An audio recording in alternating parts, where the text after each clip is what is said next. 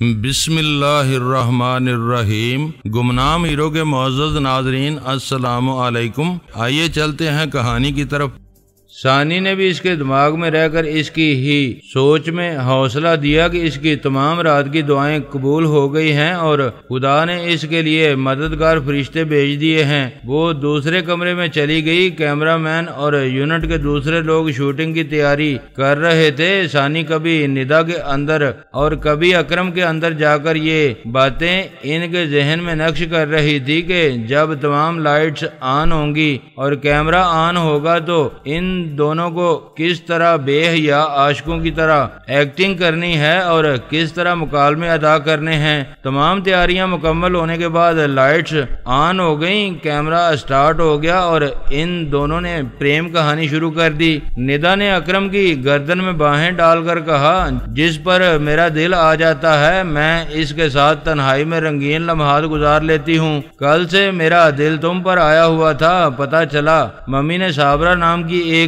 بے قصور شریف زادی کے ساتھ تمہیں یہاں قید کر دیا ہے، اس لیے میں تمام رکاوٹیں دور کر کے چلی آئی ہوں۔ اکرم نے کہا، یہ میری خوش قسمتی ہے کہ ایک بہت اونچی فیملی اور ایک بہت بڑے باپ کی بیٹی مجھے جوانی کی ہوا کھلانے آئی ہے، لیکن تمہیں کیا ڈر نہیں لگتا کہ راز کھل جائے گا تو تم بدنام ہو جاؤ گی اور میں غریب مفت میں مارا جاؤں گا؟ وہ ہنس کر بولی، ہمارے والدین سیاست میں جو کلچر لے کر آئے ہیں اس کے بعد بدنامی کا اندیشہ نہیں رہا ہے، تم فکر نہ کرو۔ ہمارے یہ بڑے سیاستدان جو بو رہے ہیں اس کی فصل یہ جوان نسل کاٹ رہی ہے۔ پھر وہ دونوں فصل کاٹنے لگے۔ شوٹنگ 3 گھنٹے تک جاری رہی۔ اس دوران تھوڑی تھوڑی دیر کے بعد شارٹس تبدیل کرنے کے لیے وقفہ ہوتا رہا۔ آخر میں ندا نے وہاں سے جانے سے پہلے اپنے پرس میں ہاتھ ڈال کر سائلنسر لگا ہوا ایک ریوالور نکالا، پھر اکرم کو نشانے پر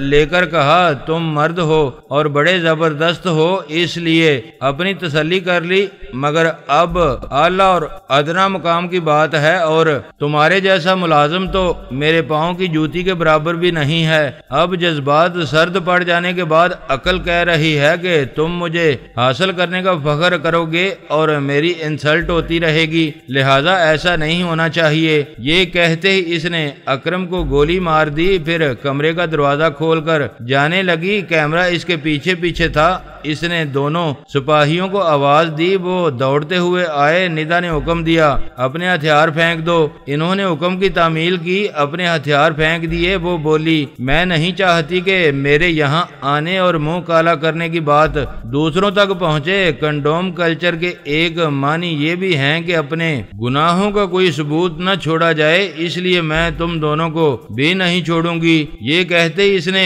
بڑی پھرتی سے دونوں کو باری باری گولی مار دی۔ انہیں سنبھلنے اور اپنے پھینکے ہوئے ہتھیار اٹھانے کا موقع نہیں دیا۔ پھر وہ مکان کے باہر سے گھوم کر دوسرے کمرے کے دروازے کے پاس آئی اور صابرہ کو آواز دی۔ صابرہ دروازہ کھول کر سہمی ہوئی سی باہر آئی۔ ندا نے کہا، تم دوسرے کمرے میں قید تھی، تم نے نہیں دیکھا کہ یہاں کیا کچھ ہوتا رہا ہے؟ چونکہ تم کسی معاملے کی چشمدید گواہ نہیں ہو اس لیے تمہیں زندہ چھوڑتی ہوں، یہاں سے چلی جاؤ، ناؤ گیٹ لاسٹ۔ وہ سہم کر جانے لگی۔ علی نے کیمرہ آف کرا دیا، شوٹنگ بند کر دی، پھر صابرہ سے کہا، رک جاؤ، یہاں سے پنڈی بہت دور ہے، ہم تمہیں گاڑی میں چھوڑ آئیں گے۔ علی نے اس کا ہاتھ تھام کر اپنی وین میں بٹھا دیا۔ ندا سحرزدہ تھی، اسے خبر نہیں تھی کہ وہ کیا کر رہی ہے۔ ثانی جو کہہ رہی تھی وہ کرتی جا رہی تھی۔ وہ سب گاڑیوں میں بیٹھ گئے، پھر پہلے کی طرح ندا کی کار کے پیچھے پیچھے چلنے لگے۔ 0 پوائنٹ پر پہنچ کر علی نے یونٹ کے ایک آدمی سے کہا، تم صابرہ کو یہاں سے کسی ٹیکسی میں لے جاؤ اور اسے گھر پہنچا کر اس کے والدین کو تسلی دو کہ یہ ایک رات گھر سے دور رہی ہے لیکن عزت آبرو سے واپس آئی ہے، اس نے حق گوئی کی تھی، اس کے نتیجے میں شاید آئندہ بھی کوئی مسئلہ پیدا ہو، لیکن وہ نہ گھبرائیں۔ صابرہ اور اس کے گھر والوں پر جو بھی مصیبت آئے گی اس کا منہ توڑ جواب دیا جائے گا۔ وہ شخص صابرہ کے ساتھ وین سے اتر گیا، ایک ٹیکسی میں بیٹھ کر چلا گیا۔ اس کے بعد علی ویڈیو فلم یونٹ کے ساتھ ندا کی کار کے پیچھے پھر چلنے لگا۔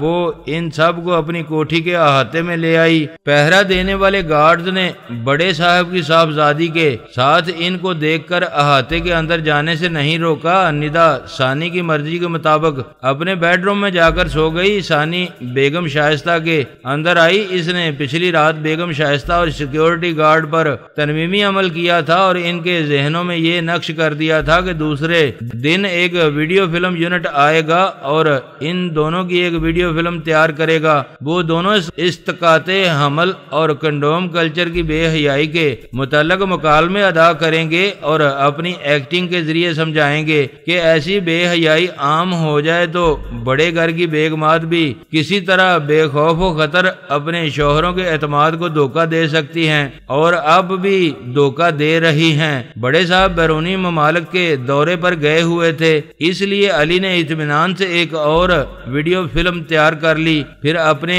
لوگوں کے ساتھ وین میں بیٹھ کر جانے لگا۔ ثانی نے اس کے پاس آ کر کہا، یہ تو ایک بڑے سیاستدان کے گھر کا اندرونی معاملہ پکچرائز کیا گیا ہے۔ ایسے اور کئی بے ضمیر اور بے غیرت لوگ ہیں جو عوام سے ووٹ لے کر ان ووٹوں کے بدلے میں مغرب کی بے حیا تہذیب دیتے ہوئے ذرا بھی نہیں سوچتے کہ اسلامی تہذیب مسلمانوں کو کتنا تقدس اور پاکیزگی دیتی ہے۔ اگر عوام کو معلوم ہو جائے کہ ان کے رہنما انہیں بڑی سیاسی حکمت عملی سے رفتہ رفتہ خدا اور رسول صلی اللہ علیہ وآلہ وسلم سے دور لے جا رہے ہیں تو عوامی غیظ و غضب کے سامنے ایسے تمام سیاستدان ہمیشہ کے لیے نابود ہو جائیں گے۔ ثانی مشکل یہ ہے کہ یہاں ناخواندگی کے باعث عوام کی اکثریت فوراً ذہانت سے بھلے برے کی تمیز نہیں کر سکتی ہے اور جذباتی نعروں میں بہہ کر یا اس سیاسی پارٹی سے مراعات حاصل کر کے ایمان اور بے ایمانی کا تجزیہ کرنے سے جان بوجھ کر کتراتی ہے۔ بائی دی وے،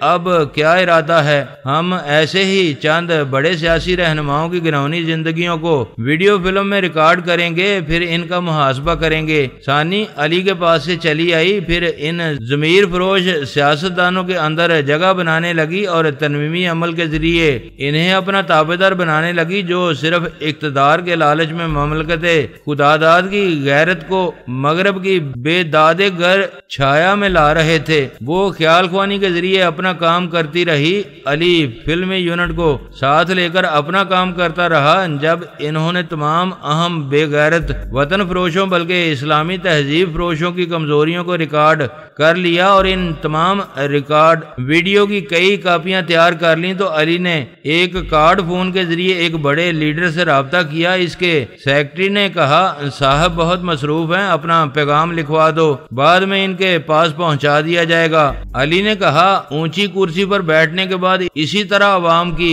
آواز کو پرسنل سیکرٹری کے رحم و کرم پر چھوڑ دیا جاتا ہے۔ صاحب بہادر خود کبھی عوام کی کوئی بات سننا گوارا نہیں کرتے۔ پرسنل سیکرٹری ناگواری سے ریسیور رکھنا چاہتا تھا لیکن اس کے اندر ثانی پہنچ چکی تھی۔ وہ اس کی مرضی کے مطابق بولا، اچھی بات ہے، ہولڈ آن کرو، میں ابھی بات کراتا ہوں۔ اس نے انٹرکام کے ذریعے بڑے لیڈر صاحب کو مخاطب کیا اور کہا، ایک ضروری کال ہے، پلیز اٹینڈ کر لیں۔ چند سیکنڈ کے بعد فون پر بڑے لیڈر صاحب کی بھاری بھرکم آواز سنائی دی۔ علی نے کہا، جناب علی، میں عوام بول رہا ہوں۔ 12 کروڑ عوام کے فردن اتنے نام ہیں کہ وہ سب کے سب فون پر سنے نہیں جا سکتے، صرف الیکشن کے وقت بیلٹ باکس میں فردن پڑے اور گنے جاتے ہیں، اس لیے میں 12 کروڑ کا مجمع بول رہا ہوں۔ اس مجمع کا نام عوام ہے۔ دوسری طرف سے آواز آئی، تمہاری باتوں سے ذہانت اور سیاست عیاں ہے، مجھ سے کیا کہنا چاہتے ہو؟ یہی کہ آپ سب نے پاکستان کے خزانے کو کھوکھلا کر دیا ہے۔ پاکستان کی تہذیب کو کھوکھلا نہ کریں۔ آپ خاندانی منصوبہ بندی کی آڑ میں پاکستانی علماء کو تنگ نظر اور دقیانوسی خیالات کے حامل کہہ کر جس طرح بے حیائی کو فروغ دینا چاہتے ہیں، اس سے باز آ جائیں۔ اس میں آپ کی بقا ہے، ورنہ ہماری تہذیب آپ کو فنا کر دے گی۔ وہ ریسیور رکھنا چاہتا تھا مگر ثانی نے رکھنے نہیں دیا۔ اس نے پوچھا، کیا یہی بکواس کرنے کے لیے فون کیا ہے؟ ابھی تو یہ بکواس لگ رہی ہے لیکن اس بے حیائی کی آڑ میں جب تمہارا اپنا گھر جلے گا تو اس آگ کو بجھانے کے لیے پانی نہیں ملے گا۔ علی نے فون بند کر دیا۔ پھر دوسرے تیسرے اور چوتھے بڑے ضمیر فروشوں کو اسی طرح باری باری فون کر کے انہیں بے حیائی سے باز آ جانے اور اپنی تہذیب کو قائم و دائم رکھنے کی تلقین کی، لیکن اقتدار اور وسیع اختیارات حاصل کر لینے کے بعد جو نشہ چھا جاتا ہے، اس نشے میں پورے ملک کے عوام احمق نظر آتے ہیں اور عوام کے حوالے سے دی جانے والی نصیحتیں پرانے گرامو فون کی گھسے ہوئے ریکارڈ کی طرح لگتی ہیں۔ وہ دن گزر گیا۔ رات کو ڈنر سے پہلے ندا نے اپنے ڈیڈی سے کہا، آج میں نے اپنے بستر کے تکیے پر یہ ویڈیو کیسٹ دیکھا۔ پھر کسی نے فون پر کہا، جو کیسٹ تمہارے بستر پر ہے اسے اپنے ڈیڈی اور ممی کے ساتھ دیکھنا، اس لیے میں چاہتی ہوں کہ آپ اسے میرے ساتھ دیکھیں۔ بیگم شائستہ نے کہا، تعجب ہے، میرے تکیے پر بھی ایک کیسٹ رکھا ہوا تھا۔ پھر فون پر کسی نے کہا تھا کہ وہ کیسٹ میں اپنے شوہر اور بیٹی کے ساتھ دیکھوں۔ بڑے لیڈر صاحب نے کہا، یہ بات تشویشناک ہے کہ تم ماں بیٹی کے بیڈ روم میں کوئی آیا تھا اور ایک کیسٹ رکھ کر چلا گیا۔ دوسری تشویشناک بات یہ ہے کہ کسی نے تم ماں بیٹی کو تقریباً ایک طرح سے فون پر ہدایت دی ہیں۔ آج صبح کسی نے فون پر مجھے بھی دھمکیاں دی تھیں، ذرا لگاؤ ایک کیسٹ، ہمیں دیکھنا چاہیے کہ اس میں کیا ہے۔ پہلے ندا نے وی سی آر میں کیسٹ لگا کر اسے اور ٹی وی کو آن کیا، پھر ریموٹ کنٹرولر لے کر ماں باپ کے درمیان بیٹھ گئی۔ ٹی وی اسکرین پر فلم چلنے لگی۔ فلم کے ابتدائی حصے سے ماں باپ کے دل دھڑکنے لگے۔ پھر انہوں نے ایک سیکیورٹی گارڈ کے ساتھ اپنی بیٹی کو جس حالت میں دیکھا، اسے پوری طرح دیکھنے سے پہلے ہی باپ نے بیٹی سے ریموٹ کنٹرولر چھین کر ٹی وی کو آف کر دیا۔ پھر گرج کر بیٹی سے بولا، یہ تم نے کیا حرکتیں کی ہیں؟ کسی کے سامنے میرا سر شرم سے نہیں اٹھے گا۔ ثانی ندا کے اندر موجود تھی۔ وہ بولی، ڈیڈی تعجب ہے، آپ شرما رہے ہیں۔ آپ مغرب سے جو تہذیب لائے ہیں وہ پہلے ہمارے بڑے گھروں میں چلے گی، اس کے بعد عوام کے دروازوں تک پہنچے گی۔ وہ ایک دم سے اٹھ کھڑا ہوا، پھر گرج کر بولا، میرے لاڈ پیار کا مطلب یہ نہیں ہے کہ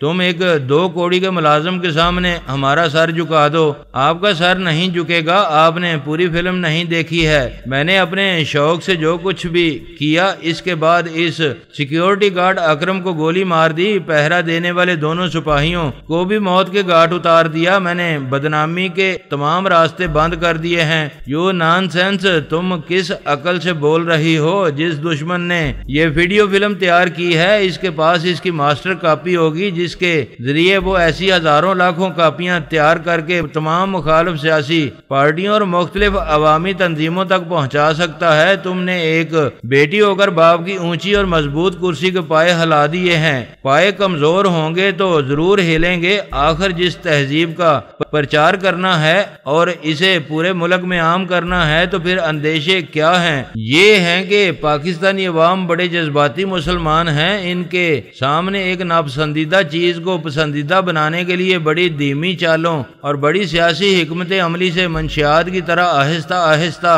پھیلانا ہوگا۔ بیگم، تم ہی اپنی بیٹی کو سمجھا سکتی ہو کہ وہ بیگم کو مخاطب کر کے کچھ کہتے کہتے رک گیا۔ اسے یاد آیا کہ بیگم کے پاس بھی ایک کیسٹ ہے۔ اس نے پوچھا، وہ تمہارا کیسٹ کہاں ہے؟ کیا تم نے اسے دیکھا ہے؟ میں تجسس میں تھی، دیکھنا چاہتی تھی، پھر سوچا کہ آپ ہی کے ساتھ دیکھوں گی۔ وہ کیسٹ لانے اپنے بیڈ روم کی طرف چلی گئی۔ باپ نے بیٹی سے کہا، تم اپنے کمرے میں جاؤ، پتہ نہیں اس کیسٹ میں کیا بےہودگی ہوگی۔ بےہودگی کیا ہوتی ہے ڈیڈی؟ آپ نے مجھے کبھی تنہا باہر جانے اور لڑکوں سے دوستی کرنے سے نہیں روکا۔ یہ پہلے کیوں نہ سوچا کہ لڑکا لڑکی تنہا ملتے رہیں گے تو وہ ملاقاتیں آج آپ کے لیے بےہودہ کہلائیں گی۔ میری بات کو سمجھو، بےہودگی وہ ہے جو ظاہر ہو جائے، جیسے یہ کیسٹ ہمیں بےہودہ ثابت کرنے کی دھمکی دے رہا ہے۔ بیگم شائستہ وہ کیسٹ لے آئی۔ باپ نے ندا سے کہا، میں کہہ چکا ہوں کہ تم یہاں سے جاؤ۔ ڈیڈی، ابھی آپ نے کہا ہے جو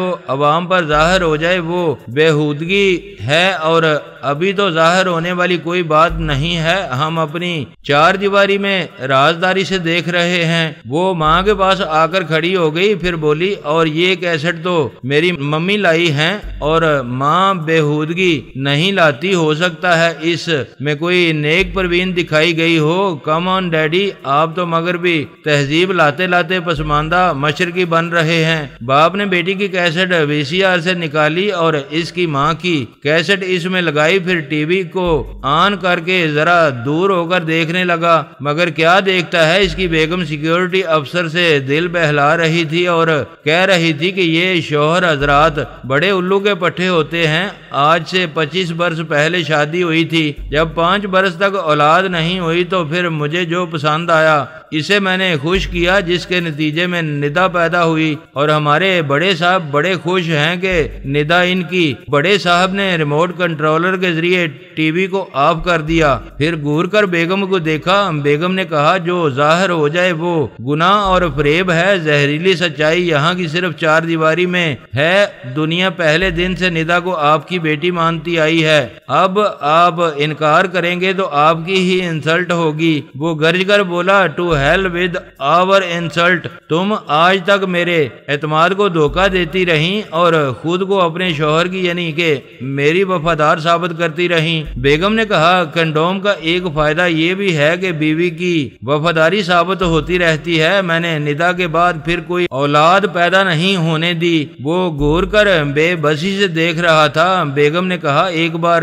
میرے ایک طلبگار نے شراب کے نشے میں اسے بلا دیا، جس کے نتیجے میں کچھ عرصہ بعد پھر میرے پاؤں بھاری ہو گئے۔ مجبوراً مجھے اسقاط کے لیے ایک لیڈی ڈاکٹر کو بھاری رشوت دینی پڑی۔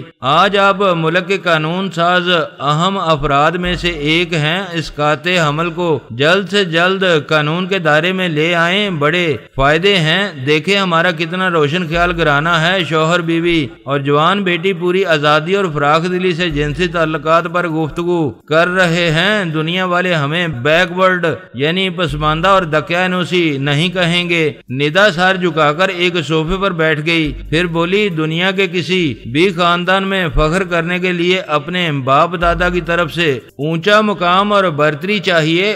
میری یہ برتری اور فخر چھن گیا ہے کہ میں اپنے ڈیڈی کی بیٹی ہوں، پتہ نہیں میرا باپ کون ہے۔ یہ جو میرے نام نہاد ڈیڈی ہیں یہ قاہرہ کانفرنس سے ایسے نسخے لے کر آئے ہیں جنہیں پورے پاکستان میں عام کر دیا جائے تو یہاں اگلے چند برسوں میں ایسی اولادیں پیدا ہوں گی جن کے باپ کے نام ان کی مائیں بھی نہیں بتا سکیں گی۔ بیگم شائستہ نے کہا بیٹی تم زیادہ جذباتی نہ بنو، میں جانتی ہوں تمہارا اصل باپ ایک بہت ہی اعلیٰ افسر ہے، شراب کے نشے میں اس سے غلطی ہو گئی تھی۔ کوئی ایک غلطی معلوم ہو جاتی ہے، تمام غلطیوں کا حساب گڈ مڈ ہو جائے تو کچھ پتہ نہیں چلتا، جیسا کہ میرے ساتھ ہو رہا ہے۔ مجھے جو شخص ہینڈسم لگا میں نے اس کے ساتھ وقت گزار لیا، اب میں ماں بننے والی ہوں اور یہ نہیں سمجھ سکتی کہ جسے جنم دوں گی اس کا باپ کون ہو سکتا ہے۔ بڑے صاحب نے چونک کر ندا کو دیکھا، پھر غصے سے تل ملا کر کہا تم ماں بننے والی ہو، تمہاری ماں مجھے لا علمی میں جوتے مارتی رہی،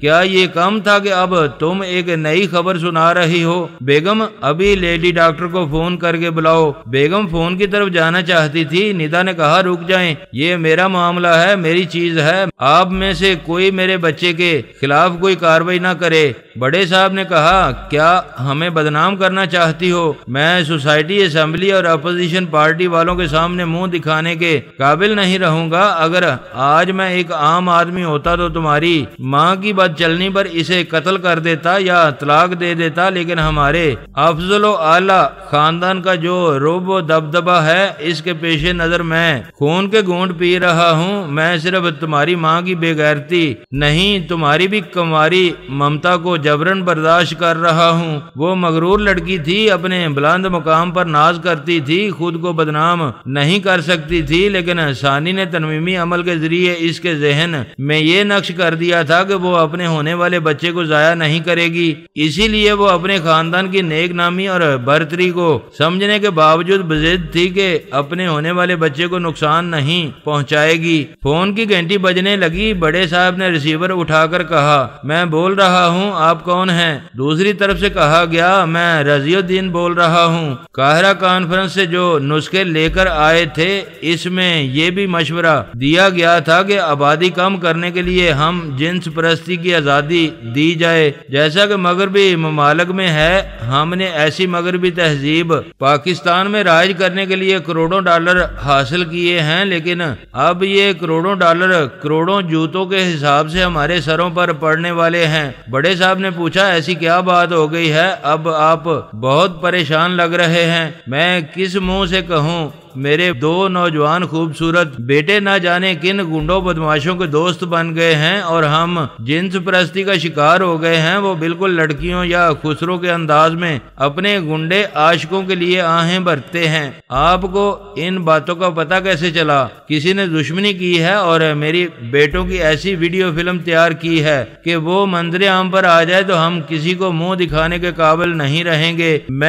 ہم اس لیے کہہ رہا ہوں کہ ایک اجنبی نے فون پر بتایا ہے کہ اسی طرح کے کیسٹ آپ کے پاس بھی ہیں اور ہمارے ساتھ قاہرہ کانفرنس میں شریک ہونے والے سمیع اللہ خان اور وزیر اعظم بیگ کے گھروں میں بھی ایسے شرمناک کیسٹ ہیں۔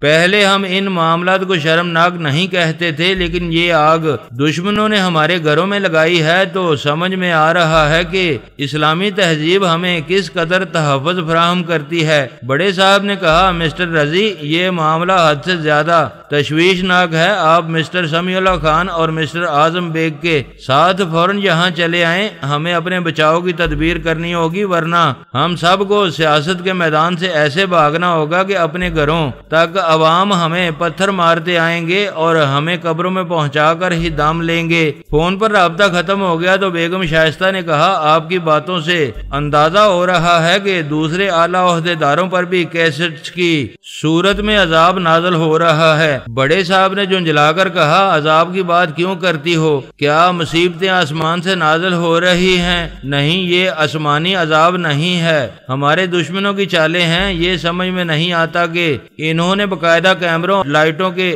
ذریعے ویڈیو فلمیں تیار کی ہیں۔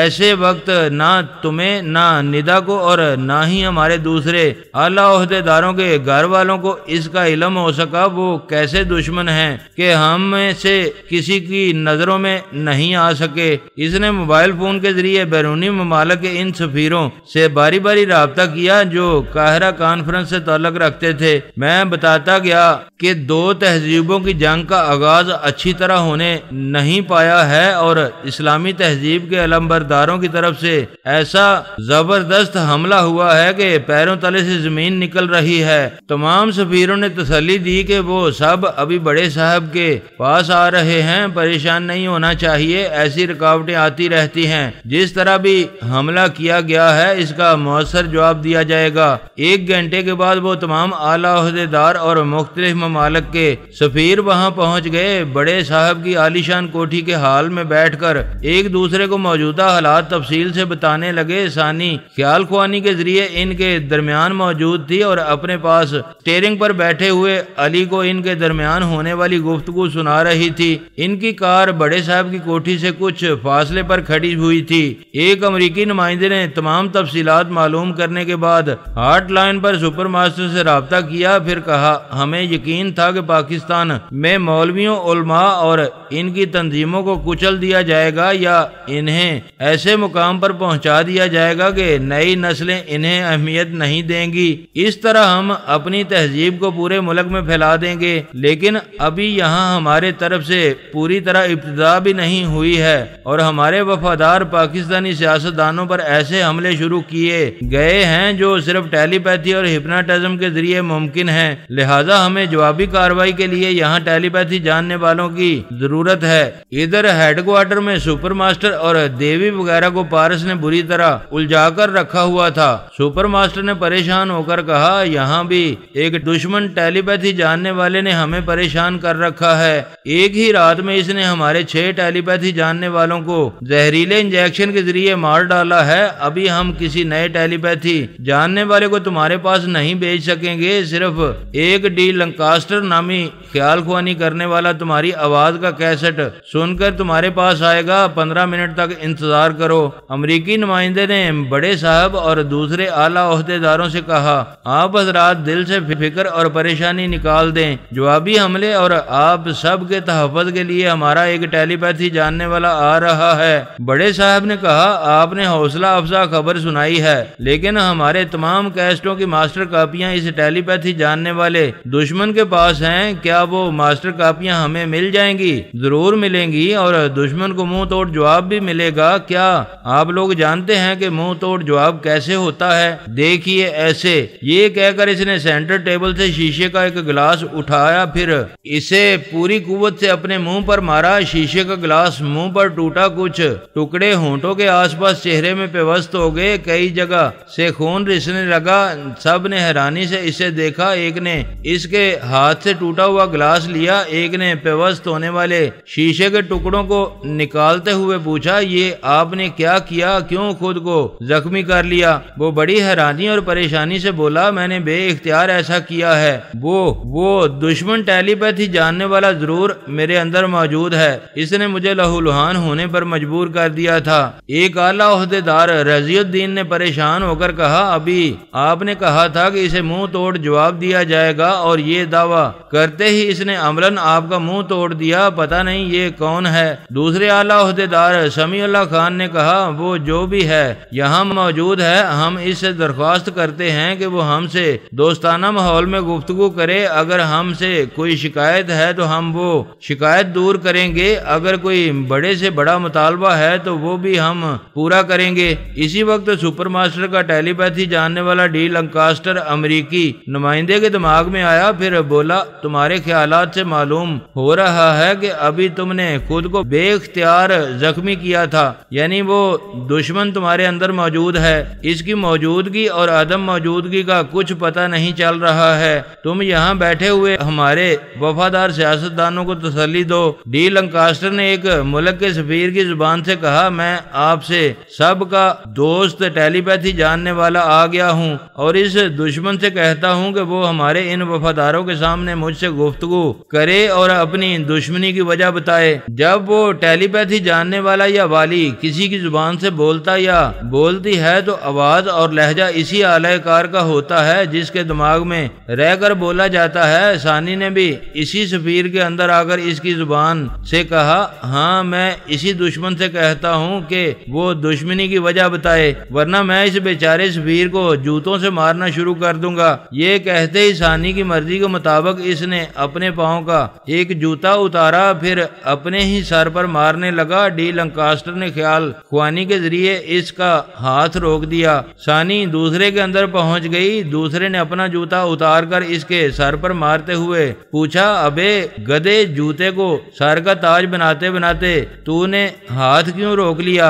डी लंकास्टर फौरन इस दूसरे शख्स के अंदर आ गया ताकि वो जूता न चलाए। वो इधर आया तो सानी उधर चली गई। वो फिर अपने ही हाथ से अपने सर पर जूते मारने लगा। डी लंकास्टर ने परेशान होकर दूसरे की जुबान से कहा, ये दुश्मन ऐसी चाल चल रहा है जैसे मैं ही इधर जूते मार रहा हूँ और मैं ही उधर दूसरे की जुबान से बोल रहा हूँ। अपने हाथ से जूते मारने वाले ने कहा, हाँ तुम ही इधर भी आते हो और उधर भी जाते हो। अभी तुम इधर इसकी जुबान से बोल रहे हो तो मेरा हाथ रुक गया है और मैं खुद को जूता नहीं मार रहा हूँ। फॉर गॉड सेक मेरे दिमाग में अब ना आना। ठीक है, नहीं आऊंगा। तुम मुझे गलत समझ रहे हो। मैं बड़े साहब के दिमाग में जाकर अभी इनकी जुबान से बोलता हूँ। इसकी बात खत्म हुई तो चंद सेकंड के बाद ही बड़े साहब अपने दोनों हाथों से अपने गालों पर तमांचे मारने लगे। डी लंकास्टर ने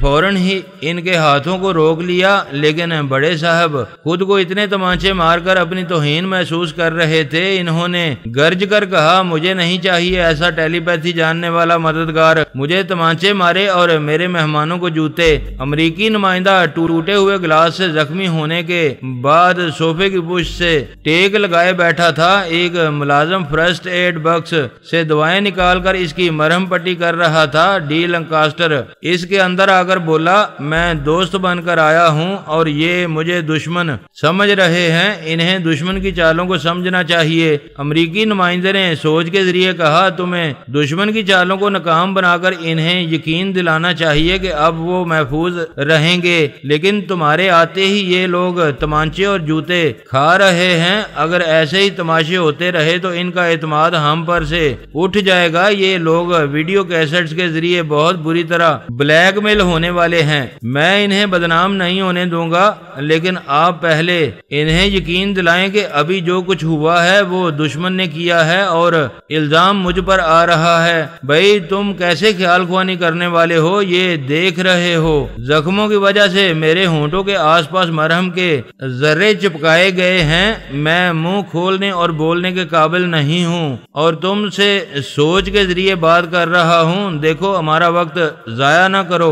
अगर दुश्मन तुमसे जबरदस्त है तो फौरन सुपर मास्टर के पास और जबरदस्त के मुकाबले में जबरदस्त लाओ, एक नहीं 10।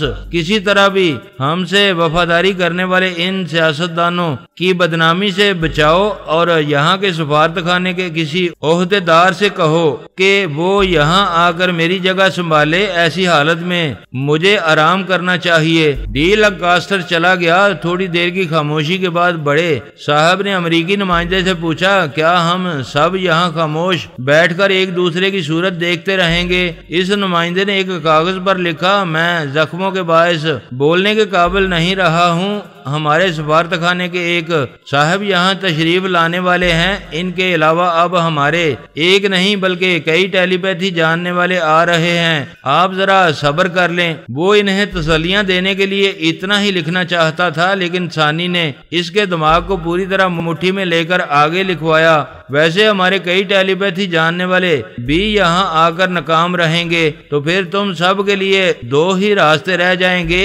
एक तो ये कि बदनामी कबूल कर लो, दूसरा ये कि बदस्तूर सियासतदान रहने के लिए अपने वतन और अपनी कौम की फलाह बहबूद के लिए काम करो। जो तहजीब तुम्हारी माओ बहनों और बेटियों की शर्म रखती है और तुम्हें गैरतमंद रहने का दर्स देती है, इस तहजीब को कभी मिटने ना दो। सब ने इस तहरीर को पढ़ा। फिर एक ओहदेदार ने कहा, तौजब है, आप लोग हमारी जिस तहजीब को मिटाकर अपनी तहजीब के रंग में पाकिस्तानियों को रंगना चाहते हैं, इसी इस्लामी तहजीब की तरफ आखिरकार वापस जाने का मशवरा दे रहे हैं। इसने हैरान होकर दोबारा अपनी तहरीर को पढ़ा और ये समझ गया कि तहरीर का आखिरी हिस्सा दुश्मन ख्याल ख्वानी करने वाले ने लिखवाया है। वो अपनी सफाई पेश करने के लिए इसी कागज पर लिखना चाहता था कि दुश्मन ने ऐसा लिखने पर मजबूर किया था। इनका सुपर मास्टर शिकस्त तस्लीम नहीं करेगा। आखिर वक्त तक दुश्मनों को जेर करके अपने वफादारों को बदनामी से बचाएगा। लेकिन कलम पकड़ते ही वो बेइख्तियार लिखने लगा। जब मरीज को बचाने के लिए सांसें कम पड़ने लगती हैं तो इसे फाजल ऑक्सीजन फराहम की जाती है और वो सुकून से जिंदगी की सांसें लेने लगता है। हमारा सुपर मास्टर हर मुमकिन कोशिश करेगा कि तुम सबको नेक नामी की सांसें मिलती रहें, लेकिन सांसें कम पड़ने लगेंगी तो इस्लामी तहजीब का ऑक्सीजन मास्क पहनना ही होगा, तब ही एक नई सियासी जिंदगी मिलेगी। वो चारों आला ओहदेदार इसके पास आकर इसकी तहरीर पढ़ रहे थे। इसने खुद अपनी तहरीर के इख्तिताम के बाद पढ़ा तो वो दोनों हाथों से अपना सर पकड़ लिया। थोड़ी देर बाद सफारत खाने का ओहदेदार आ गया। वो जख्मी नुमाइंदा वहां से चला गया। इस वक्त डी लंकास्टर ओहदेदार के अंदर आकर बोल रहा था। वहां आर्मी हेडक्वार्टर में सुपर मास्टर और तीनों अफवाज के आला अफसरान बहुत परेशान हैं। वहां हमारे 6 टेलीपैथी जानने वालों को एक ही रात में दुश्मनों ने हलाक कर दिया है। सुपर मास्टर देवी की आमद का मुंतजर है। इसने कहा है कि वो सब ज़हनी तौर पर बुरी तरह उलझे हुए हैं। आप किसी तरह पाकिस्तानी सियासतदानों को मुतमिन करें। इससे पहले भी MIM वालों ने हमारे और चंद इस्लामी ममालिक के खिलाफ वीडियो फिल्में तैयार की थी। आप इनसे मुज़ाकरात के लिए 48 घंटों का वक्त हासिल करें, इसके बाद कोई तदबीर की जाएगी। دوستو ویڈیو کو لائک ضرور کر دیا کریں۔ ISI پاک آرمی زندہ باد، پاکستان پائندہ باد۔ معزز ناظرین، اپنا خیال رکھیے گا اور اپنے اس چینل کا بھی شکریہ۔